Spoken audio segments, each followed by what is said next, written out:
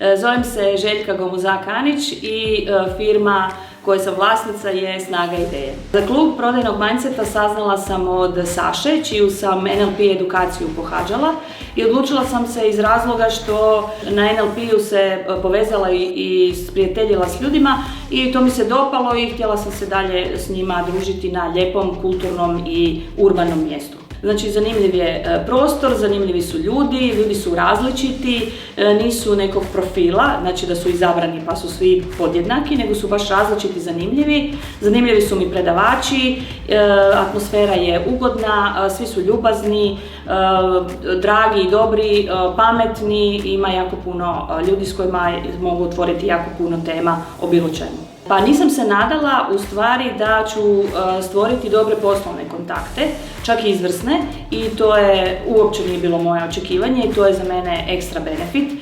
Pa preporučila bih, što se tiče profila struke, mislim da su svi dobrodošli i pozvani. Što se tiče osobnosti također.